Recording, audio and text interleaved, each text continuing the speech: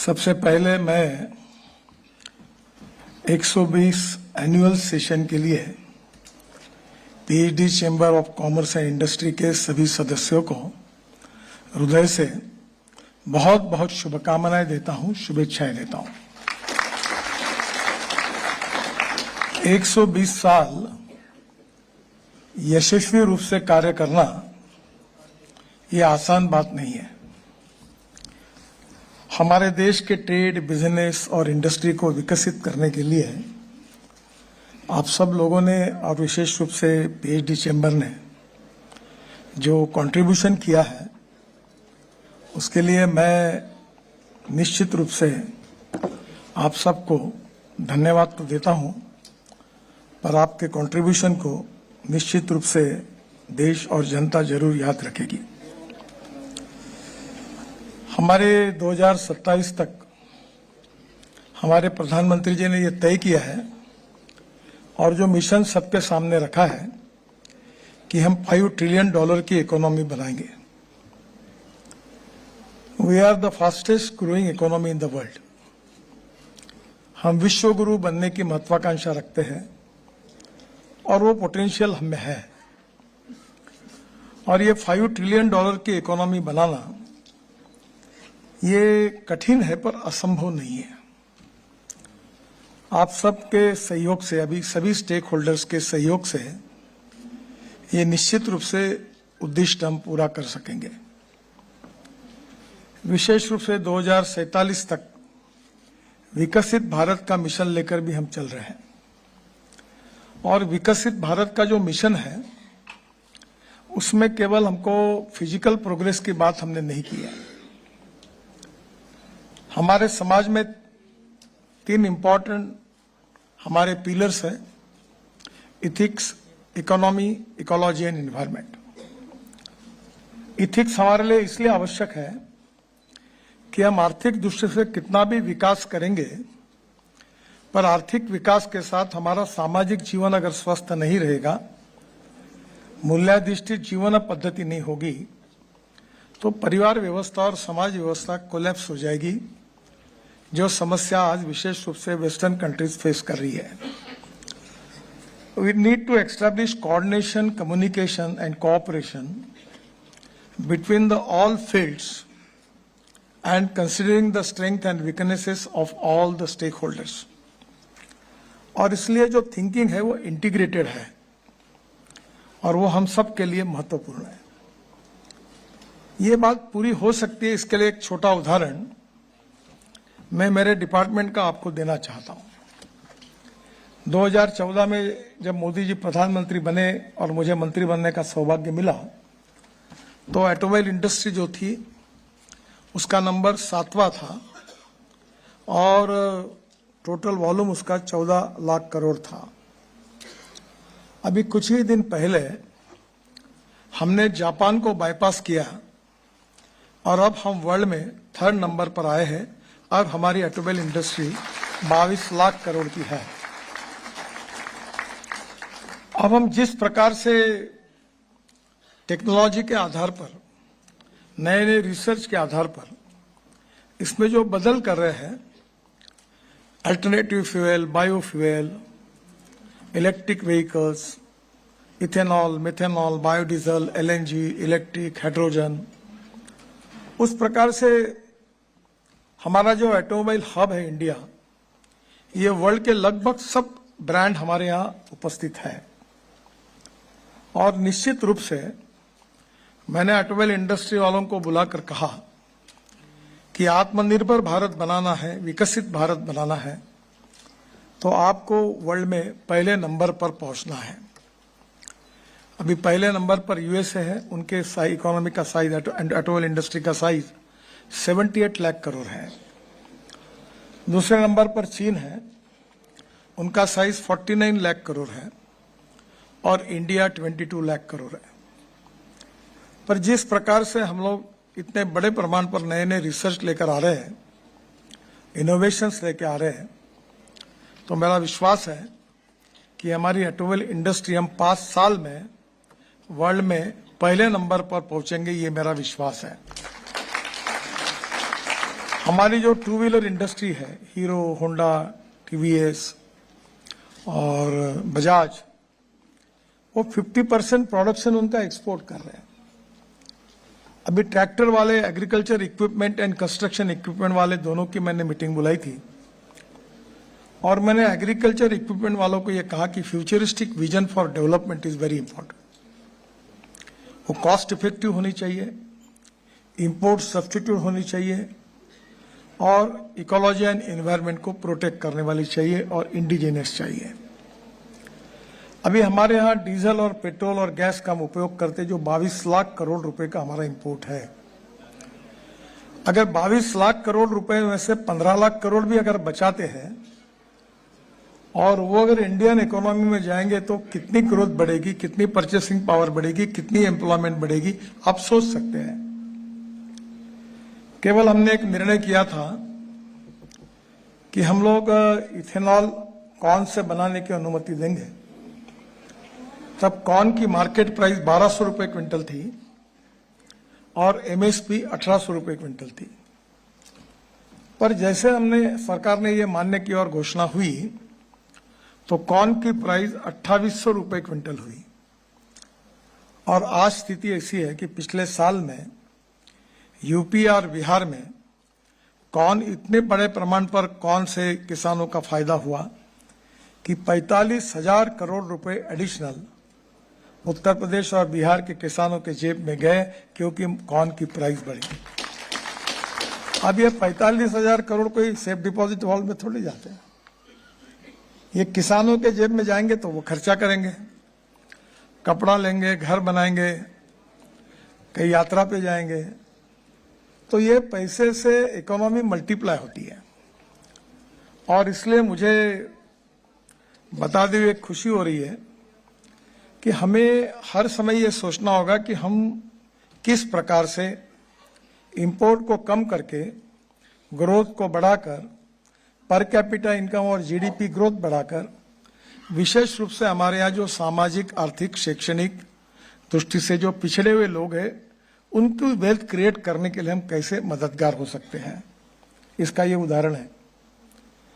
कल मैं पानीपत में गया था और मैंने एक लॉन्च किया, ये जो इलेक्ट्रिक का चार्जिंग होता है उसकी स्वैपिंग, बैटरी स्वैपिंग, और ट्रक 50 से 60 टन का था। वो बख्शी एंड कंपनी करके जानते होंगे आप, मुंबई में हमारे यहाँ पोर्ट में काम करते हैं, उनका वो पानीपत में उनका कंटेनर डिपो है। तो 5-6 हजार कंटेनर बड़े प्रमाण पर वो पोर्ट से लाते जाते हैं। तो रेणुका शुगर वाले थे, उन्होंने ये काम शुरू किया दोनों ने मिलकर, और उनको शुभकामनाएं देने के लिए मैं भी वहां गया था, कुमार स्वामी भी थे।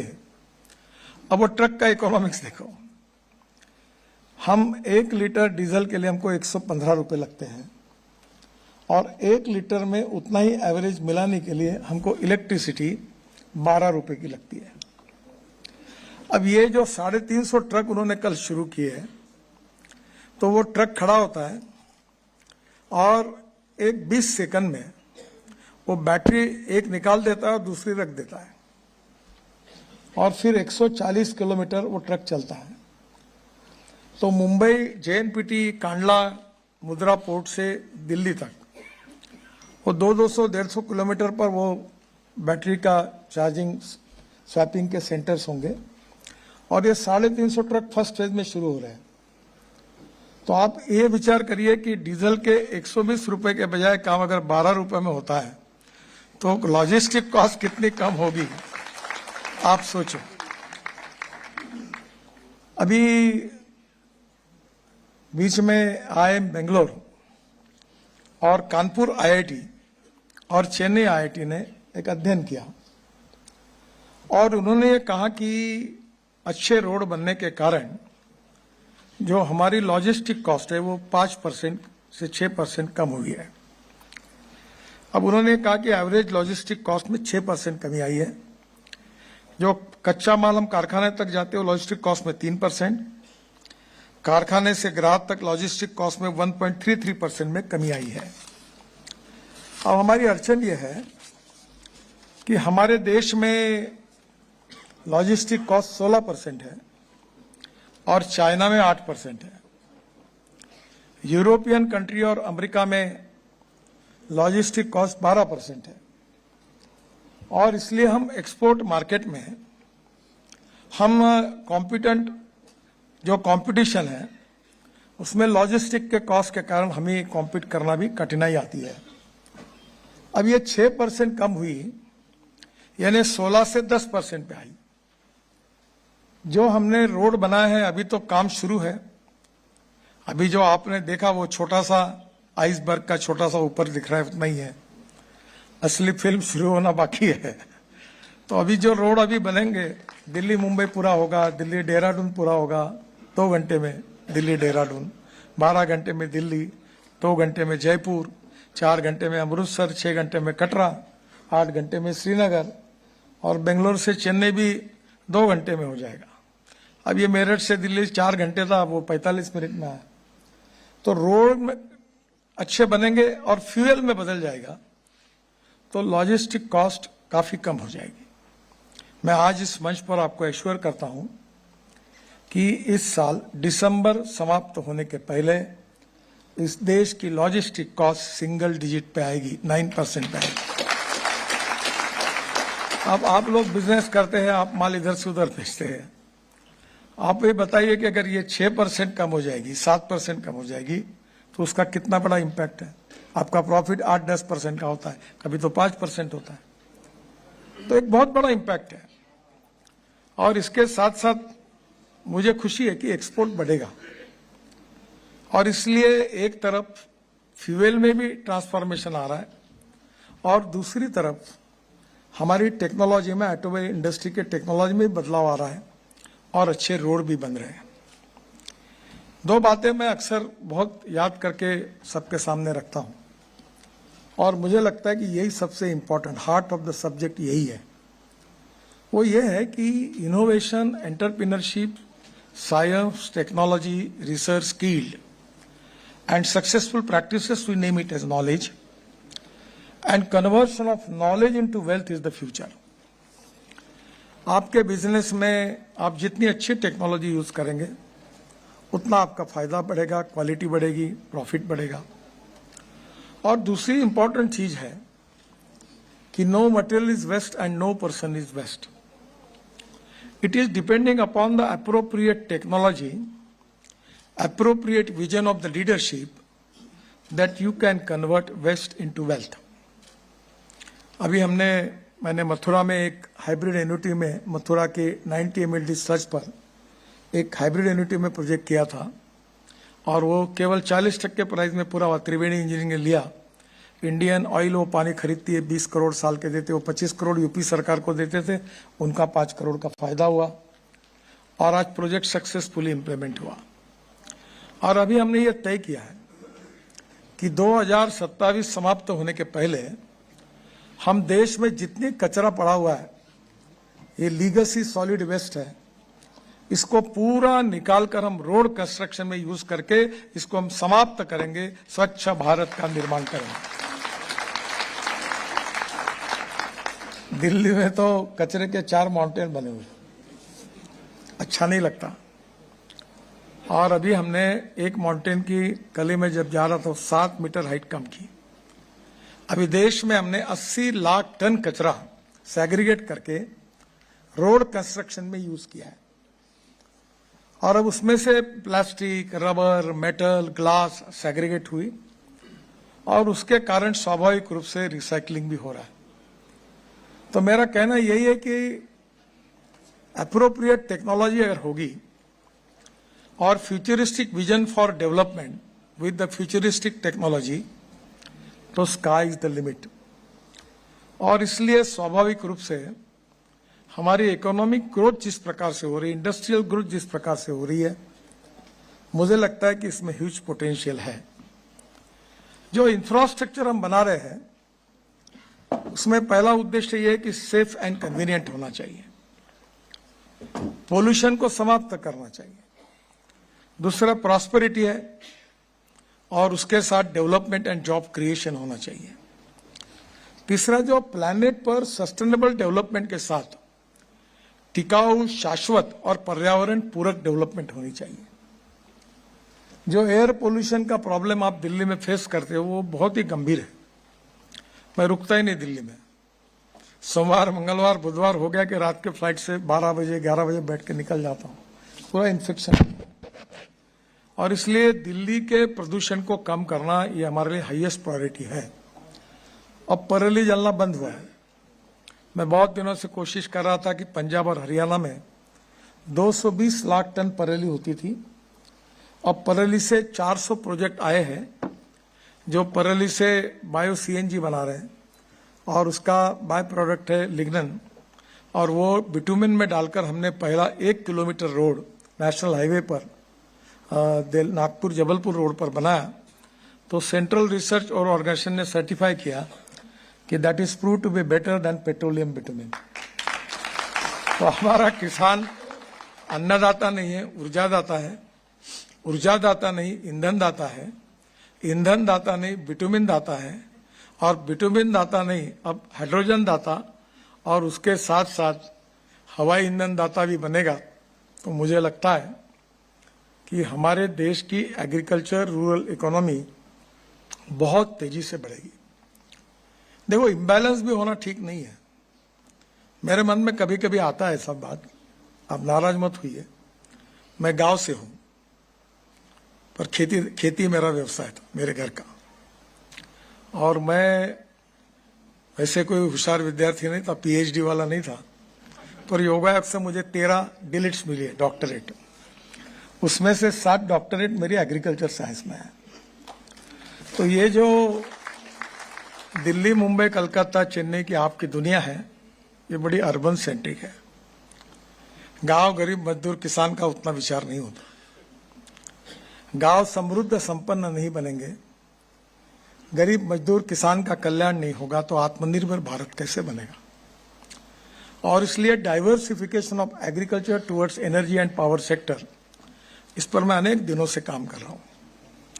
और ये अगर हो जाएगा तो कोई आएगा नहीं दिल्ली। ये दिल्ली, मुंबई, कलकत्ता, चेन्नई, बेंगलोर की पॉपुलेशन बढ़ती जा रही है, झुकी झोपड़ियां बढ़ती जा रही है, इलीगल लेआउट्स बढ़ते जा रही है। क्यों बढ़ रहे हैं? ये कि खुशी से नहीं आते, मजबूरी से आते हैं, क्योंकि गांव में रोजगार नहीं है। हमारे एग्रीकल्चर जीडीपी ग्रोथ में एग्रीकल्चर अलाइड सेक्टर का कंट्रीब्यूशन 14% है, 22% मैन्युफैक्चरिंग सेक्टर का है और 52 से 54% सर्विस सेक्टर का है। और इसलिए मैं आपके चैम्बर को गंभीरता से अनुरोध करूंगा कि ग्रोथ बढ़नी चाहिए, पर एग्रीकल्चर एंड अलाइड सेक्टर की ग्रोथ बढ़ाने के लिए अलग से विचार करिए। आप पंजाब, हरियाणा में भी काम करते हो, ज्यादातर राजस्थान, उत्तर प्रदेश में काफी विकसित हो रहा है। इंडस्ट्री, आईटी के क्षेत्र में हमको आगे जाना है, सभी नए नए मैन्युफैक्चरिंग सेक्टर में आगे जाना है। पर we need to establish equilibrium between the all sectors, otherwise बाकी के प्रॉब्लम्स कुछ बढ़ सकते हैं। तो मुझे लगता है कि स्वाभाविक रूप से आप एग्रीकल्चर सेक्टर को भी प्रायोरिटी दो। जो इंफ्रास्ट्रक्चर डेवलपमेंट में जो बैकबोन है इकोनॉमी का, जैसे मैं रोड कंस्ट्रक्शन में काम करता हूं, तो अगर एनएच में 100 रुपए का निवेश हुआ तो कंट्रीब्यूशन फॉर जीडीपी जो है 321 रुपए है।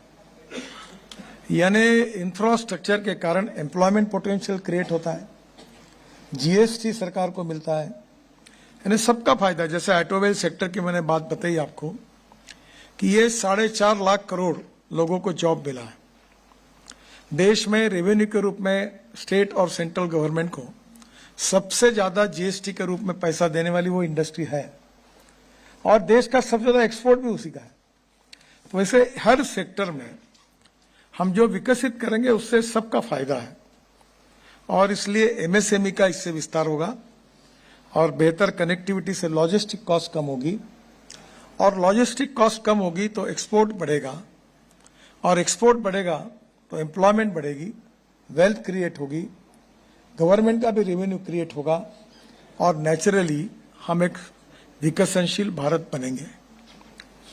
और इसीलिए लॉजिस्टिक कॉस्ट की बात जैसे मैंने आपको बताई, वो मुझे लगता है कि निश्चित रूप से आने वाले समय में बदलेगा।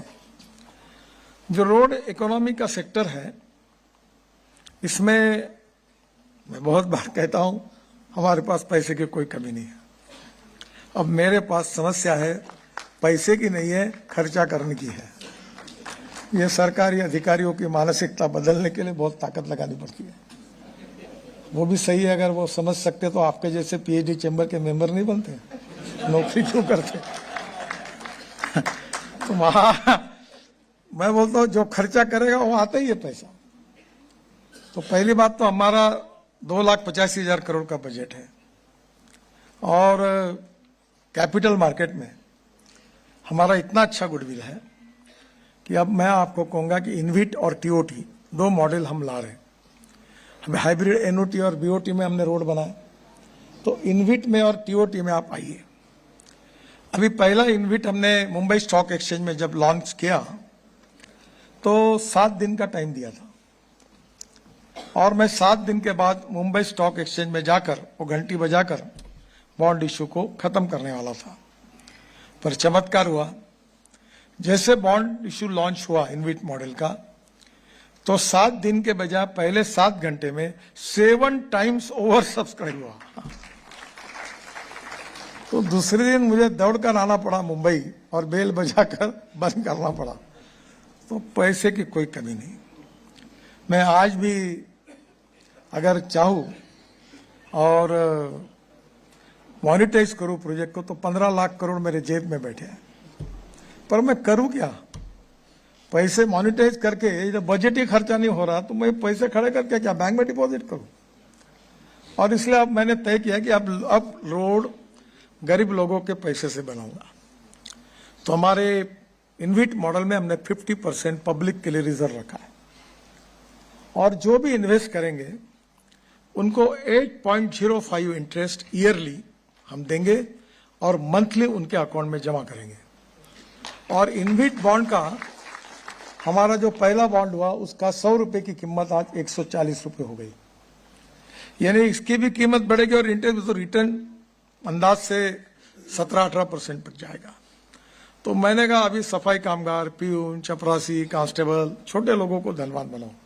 अब धनवान लोगों को धनवान बनाने के बजाय छोटे लोगों को धनवान बनाएंगे तो इकोनॉमी स्ट्रांग होगी। उनको भी तो कभी नसीब में आपका मेंबर बनाने का सौभाग्य मिलेगा। तो मुझे लगता है कि वेल्थ का विकेंद्रीकरण होना चाहिए और वेल्थ का विकेंद्रीकरण और डिवीजन ऑफ पावर होना चाहिए। जब टीम वर्क अच्छा होता है और वेल्थ का विकेंद्रीकरण होता है और पावर का डिसेंट्रलाइजेशन होता है तो सक्सेस स्टोरी बनती है। हमारे यहाँ कभी कभी मैं पॉलिटिकल पार्टी का अध्यक्ष भी रहा हूं, तो कुछ लोग ऐसे कहते थे कि सब मैं देख लूंगा, सब मैं देख लूंगा, मैं कर लूंगा। वो कभी सक्सेस नहीं होती। मैनेजमेंट का पहला प्रिंसिपल है कि टीम अच्छी चाहिए। और मैं एक मैथमेटिक्स के इक्वेशन की बात अक्सर याद रखता हूं कि ए नाम के व्यक्ति ने ए स्क्वायर काम किया और बी नाम के व्यक्ति ने बी स्क्वायर काम किया तो total work is a square plus b square. But when a and b comes together, thinks together and works together, a plus b bracket में स्क्वायर, इसका जवाब आता है a square plus b square plus twice a b, and twice a b is a result of collective team spirit. तो ये business के लिए भी आवश्यक है। मुझे एक बार बीबीसी में मैं गया था, मुझे उन्होंने पूछा आप कैसे कहा क्या सोचते हो, आप इतना काम कर रहे तो आप बहुत सोचते होंगे, बहुत पढ़ते होंगे, तो क्या सोचते हो रोज? मैं बोला कसम खा के सच बताता हूँ, रोज मैं एक ही बात सोचता हूँ कि रात को क्या खाना खाना है और सुबह ब्रेकफास्ट में क्या होना है। तीसरा विषय मेरे एजेंडा पे नहीं है। पर आजकल मैं जरा, पहले बहुत वजन था मेरा 135 किलो, अब मैं जरा थोड़ा सा कंट्रोल करके कम खाता हूं, पर नियत कम नहीं। तो फिर उन्होंने पूछा तो मैंने कहा कि मैं सिंपल बात करता हूं कि division of work, distribution of power. हर व्यक्ति को काम, हर काम को योग्य व्यक्ति, उचित व्यक्ति को उचित काम। तो बोले आप ये कहाँ पढ़े? तो बोले आरएसएस और विद्यार्थी परिषद में पढ़ा। तो फिर मुझे लगा कि मैंने किताब लिखनी चाहिए। तो मैंने उस समय जिन जिन लोगों के साथ मैं काम करता था लाला साहब देवरस थे, बाबूराव देवरस थे, यशवंतराव केळकर थे, दत्तोपंत ठिंगड़ी थे। तो फिर मैंने सोचा कि उनके अनुभव पर मैं लिखूं, तो मैंने मराठी में एक किताब लिखी कि मानवीय प्रबंधन एक स्वयंसेवक के नजरों से, मराठी में। और मुझे लगा नहीं कि वो इतना कुछ होगा, तो राजहंस प्रकाशन करके पूना में बहुत बड़ा पब्लिकेशन हाउस है, उनने प्रकाशित किया। तो मराठी साहित्य में पहली बार ऐसा हुआ कि 20 दिन में 3 आवृत्तियां निकली। अब उसकी 22 भाषा में निकल रही है। तो मैनेजमेंट का किताब करके बच्चे और लोग विशेष रूप से उसका यूज कर रहे हैं। और ये human relationship is the biggest strength of politics and business. Respect should not be demanded, it should be commanded. अहंकार नहीं होना चाहिए। अहंकार और आत्मविश्वास 2 शब्दों में अंतर है। आत्मविश्वास होना चाहिए पर अहंकार नहीं होना चाहिए। और इसलिए आने वाले समय में बिजनेस में भी बहुत सीखने लायक है। मैं मुंबई में था काफी दिनों तक। रतन टाटा, इससे तो मेरे बहुत बड़े, तो मेरे अच्छे मित्र थे और मेरे उनके बहुत नजदीक संबंध थे। मैंने उनकी नम्रता, शालीनता, सहजता, सहृदयता नजदीक से देखी। एक बार मैं उनको फ्लाईओवर के उद्घाटन के लिए लेके गया था, तो गाड़ी में बैठने के पहले मैंने कहा आप ड्राइवर के अपोजिट साइड बैठिए। नहीं। फिर हवाई जहाज में उठे तो मेरे हमारे पीछे रहते सरकार में बैग उठाने के लोग, तो मैंने कहा टाटा साहब वो बैग उसके हाथ में दे दो। नहीं Nitin, I will take my own bag, मैं अपना पकड़ूंगा। उनके व्यवहार में, उनके बातचीत में कोई अहंकार नहीं था। वेल्थ भी मिलनी चाहिए और नम्रता भी होनी चाहिए। जितना धनवान आदमी है, जितना ज्ञानी है, उतना नीचे झुकेगा, उतना उसकी कीमत बढ़ती है। और इसलिए मैनेजमेंट जो है ये भी एक साइंस है। वो आपका काम है, मेरे जैसा काम नहीं, मैं तो राजनीति में हूं। पर effective business management is also need of the hour. अगर आप इंटरनेशनल स्टैंडर्ड्स और पैरामीटर को पूरे करते हैं तो बिल्कुल इसको आप जरूर करिए।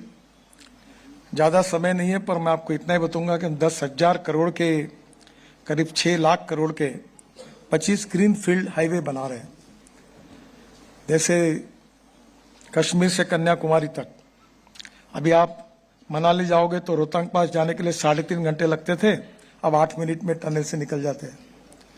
वहां से लद्दाख लेह तक हम 8 टनल बना रहे हैं। लद्दाख लेह के बाद झुजिला टनल है जो आसिया की सबसे बड़ी है, 11.6 किलोमीटर, 75-80% काम पूरा हुआ। फिर झेड़मोर टनल जिसको सोनबर्ग कहते हैं वो पूरी हो गई, प्रधानमंत्री ने उद्घाटन किया। फिर श्रीनगर आते हैं, श्रीनगर और जम्मू के बीच में हम 36 टनल बना रहे हैं, उसमें से 24 बन गई। फिर कटरा के पहले दिल्ली कटरा हाईवे, उसमें से अमृतसर और दिल्ली आएंगे हम लोग। और फिर दिल्ली मुंबई हाईवे को लिंक होकर हम सूरत तक जाएंगे। और सूरत से हम अगर कहीं उत्तर भारत से दक्षिण भारत जाना होगा तो हमें मुंबई पूना जाना पड़ता था, कोल्हापुर सोलापुर जाना पड़ता था। अब वो जरूरत नहीं, आप डायरेक्ट सूरत से नासिक, नासिक से अहमदनगर, अहमदनगर से सोलापुर, सोलापुर से कर्नूल, कर्नूल से हैदराबाद, बेंगलोर, चेन्नई, कोचीन, त्रिवेंद्रम और कन्याकुमारी। तो आप ये distance between Delhi to Chennai ये 320 किलोमीटर कम हुआ। तो आप समझिए कि लॉजिस्टिक कॉस्ट कितनी कम है, समय भी कम हुआ। तो ऐसे हम लोग ग्रीन हाईवे बहुत बना रहे, 25 बना रहे हैं। सब 200 माइनर पोर्ट, मेजर पोर्ट को जोड़ रहे हैं। धार्मिक पर्यटन में बहुत अच्छा काम हुआ, जिसमें वर्ल्ड के टूरिस्ट आ रहे हैं। हमने बुद्धिस्ट टूरिस्ट बनाया, 22,000 करोड़ का बुद्ध सर्किट बनाया, जहां भगवान गौतम बुद्ध का जन्म हुआ, जहां उनको दीक्षा मिली सब।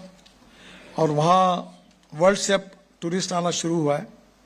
और आपको ताजुब होगा, 22,000 करोड़ का हमने ये बुद्धिस्ट सर्किट पूरा किया है।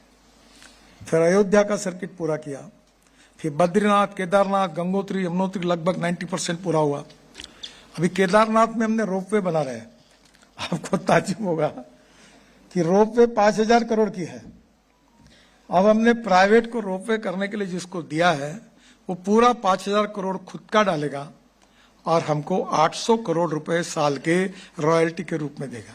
यानी रोपवे बनाकर हम पैसे कमा रहे हैं। तो अभी गोविंद घाट, हेमकुंड, बाकी 260 पे काम कर रहे हैं। हम सफर रोड साइड एम्यूनिटीज 670 बना रहे हैं।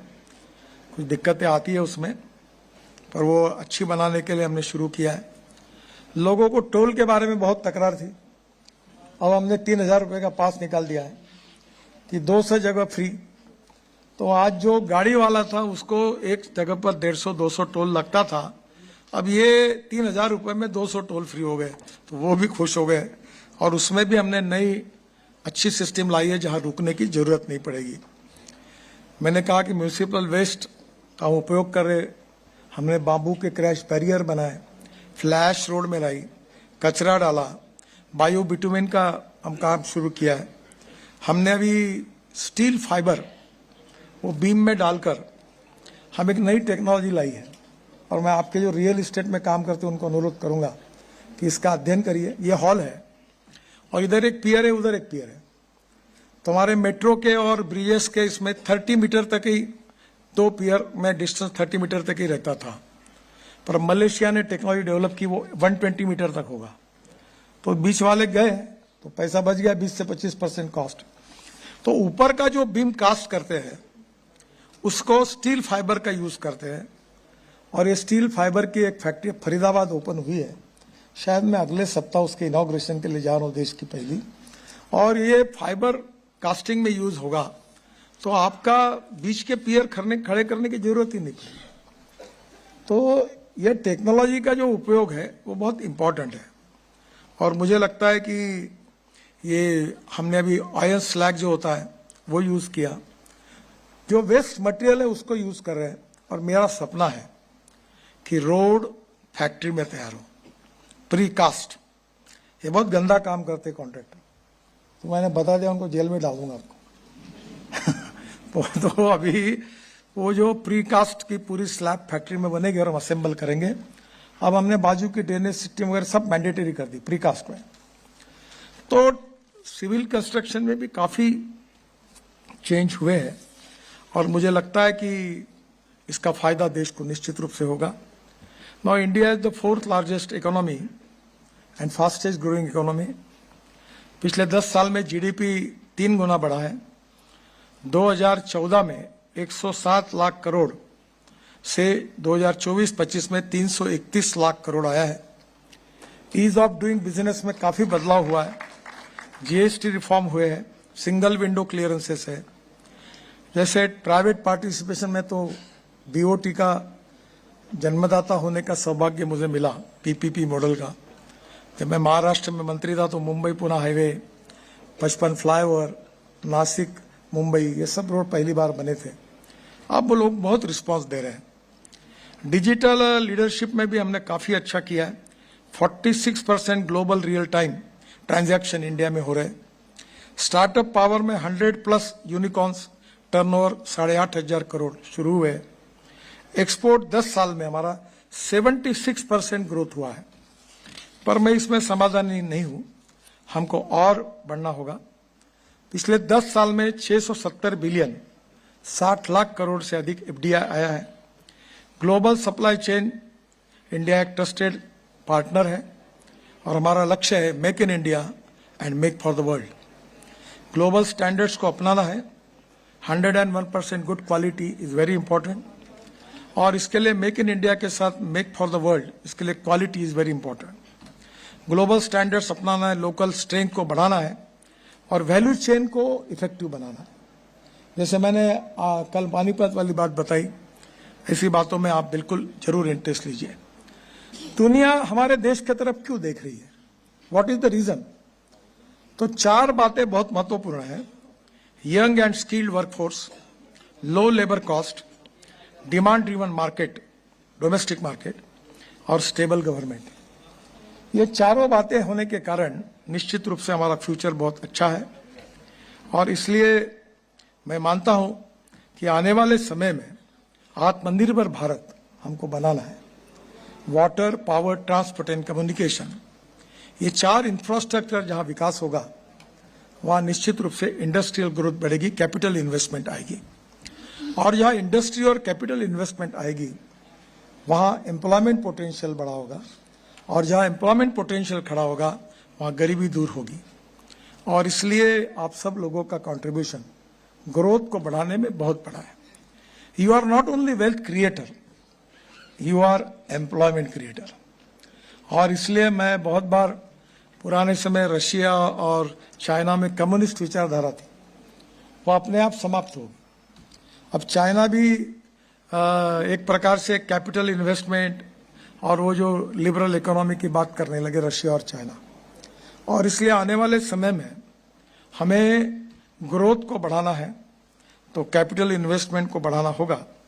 और मुझे लगता है कि इसमें सभी सेक्टर में काफ़ी इन्वेस्टमेंट है। ये लास्ट एक समय भी कम है, मैं ज़्यादा समय आपका नहीं लूँगा। एक मेरी बात कहकर मैं ख़त्म करूँगा।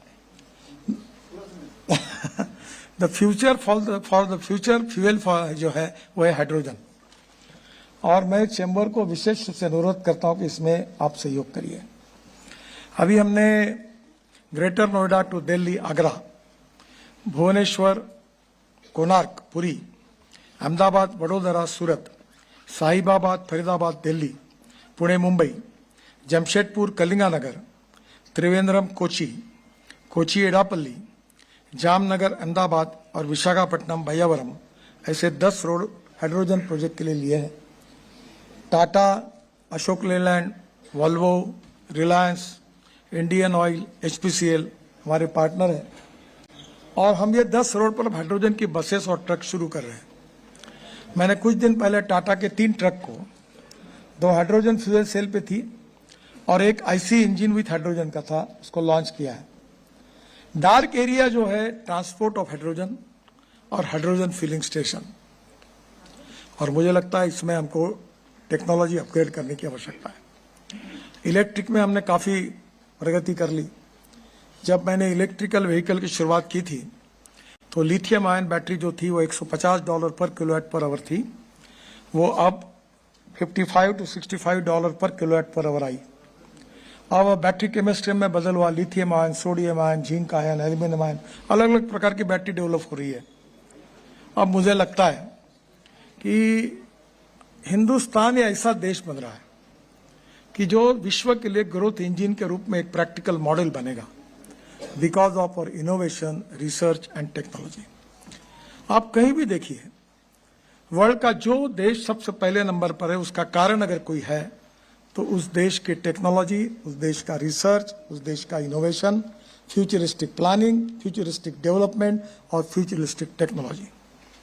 और इसलिए आप एक तरफ आपका जो प्रॉफिट कमाते हो, तो हमारे लोगों को ये आदत नहीं है, वो प्रॉफिट दूसरे सेक्टर में पैसा कमाने के लिए इन्वेस्ट करते हैं।